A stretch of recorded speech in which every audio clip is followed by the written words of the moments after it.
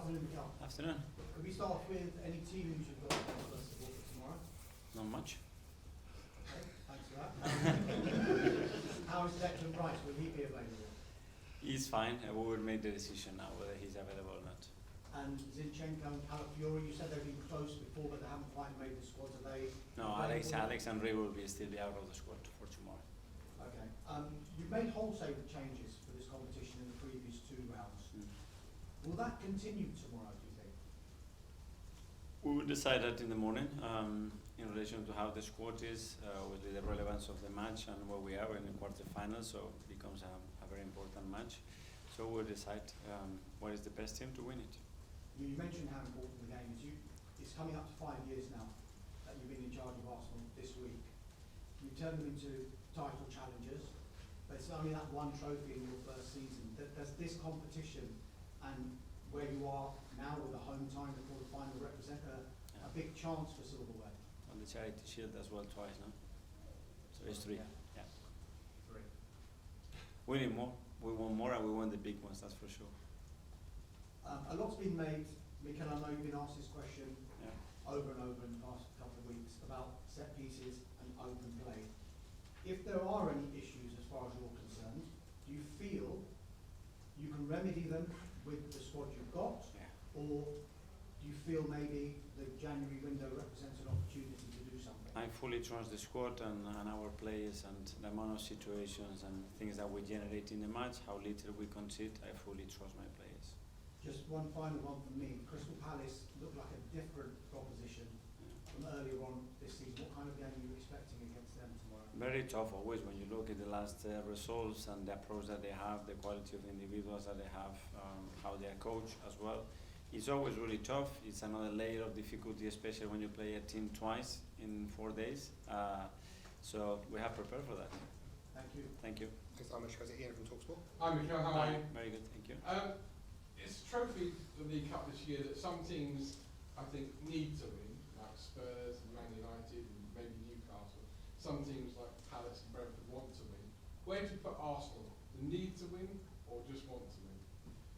We want to win, and do everything that you can to win it. You don't need to win. What I mean is, do you need to win silverware this year, and this at least would relieve some pressure? It's not about, the pressure is coming in a big club because you want to do the best that you possibly can, and that's related at the end of winning the major trophies, and this is what we want to do. You spoke about the fact that the goal situation you can resolve from within the club. How frustrating was Saturday not being able to break down Everton, looking back on it, and how can you go about making sure that in future when you dominate games like you have this year and not score, you can score? Well, the frustrating part is that watching it back, all the incredible things that the team does and still not get rewarded for the 3 points. And looking back at other games in the league, and our margins were 10 times bigger than many other teams that have won that day. But this is football. At the end, what we have to do is put the ball in the back of the net, and then we don't have that issue. But what the team is producing and the way the team dominates the game, very little to say.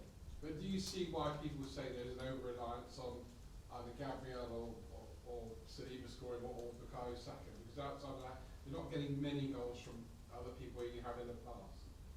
But that's always the narrative, when you score 5 goals and another 5 and then 3, you're not going to talk about it. And you concede probably, now you don't have that many clean sheets. And when you don't score a goal, obviously you're going to come back to that. That's normal, that's the narrative. For us, it doesn't change. We want to improve regardless we score 3 or 5. And even though we didn't concede anything on Saturday, there are still things defensively I want to do better. That doesn't change our work.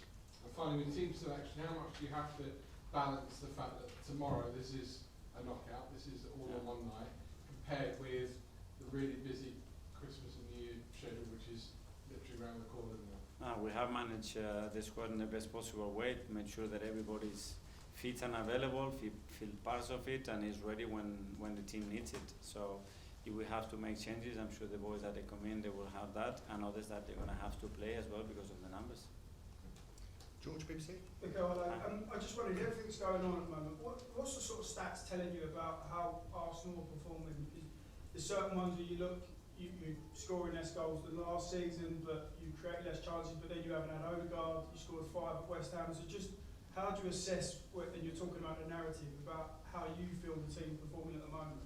Yeah, it's very different to that, obviously. In terms of, you just have The depth of the analysis, that's it. That's what I'm interested in. Are the players prepared for Palace basically to do what Everton and Fulham could do tomorrow and just sit back? Well, they are slightly different, and as well, I don't think that Fulham, for example, wanted to sit back. You know, they never have that approach, and they have played against the Spurs, they have played against Liverpool. They haven't done that. Is why you are able to do to teams sometimes that they have to do certain things. So, in relation to the game and the game scenario, the scoreline obviously has a big input to that. We will face one game or another. Thank you. Hi, Mikel. After the Manchester United game, I think you mentioned needing magic moments, and I just wanted to ask, as a player, you were capable of a few. I think the goal against Manchester City for Arsenal, for example. When you're actually a player in those moments, how easy or difficult is it to decide a game? Because I guess we don't know that, and then we all kind of come to judge those moments just as journalists, fans, or whatever. Well, a magic moment is not only just to score a goal. A magic moment can be Gary Magalhaes last year against Manchester United when he plays the striker offside for millimeters. That's a magic moment as well, in my opinion. It doesn't only have to be scoring a goal, but we have players that are capable of doing it.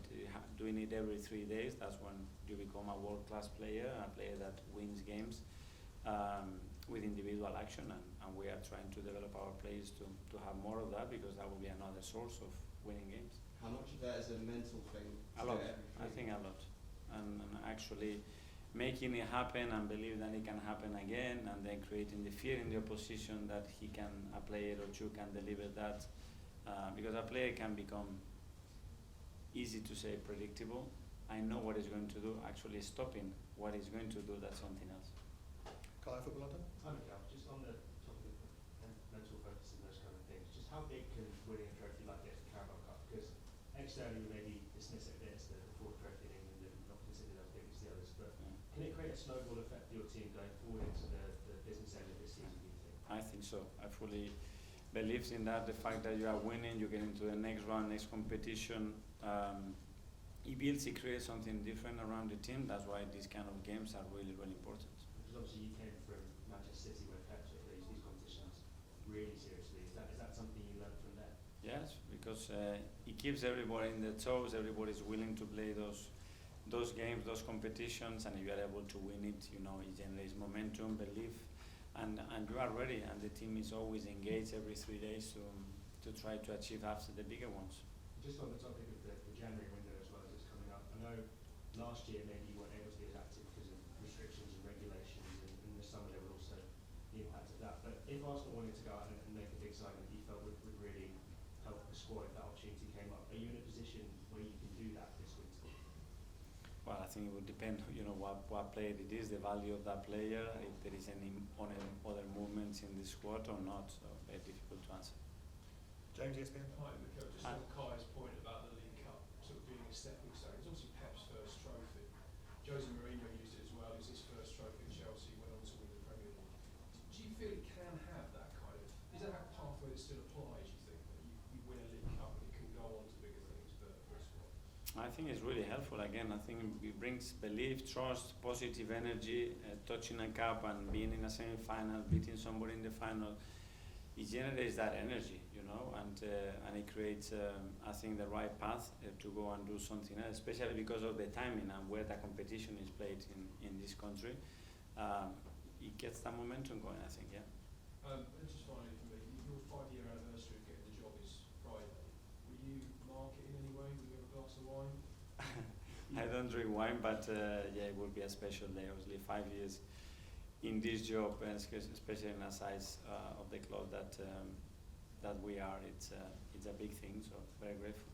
How will you celebrate it? Will you actually mark it? I wouldn't do a celebration, but obviously, probably I would reflect on it, and we would have some memories and look through some pictures, some comments, a few moments that we have spent together, and yeah, at least recall it and value, because it's quite a long time.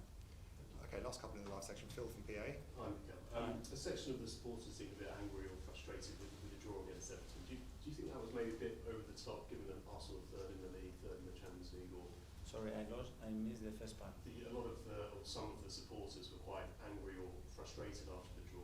Do you understand that, or do you think Yeah, it's a bit too much given where you are in the league? And we have to be. We're here to win games, and even though I think we did the majority of the things to certainly and to win it and comfortably, the fact is that we didn't.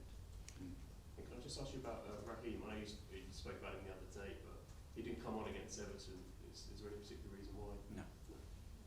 And finally in the live section, we'll go to Simon from West Ham. Mikel, can I just ask you about Ethan, who's obviously played in that right number 8 where Martin does. In the long term, do you sort of visage a way that you both be in the same team together, and how do you think that might look if you have both on the pitch?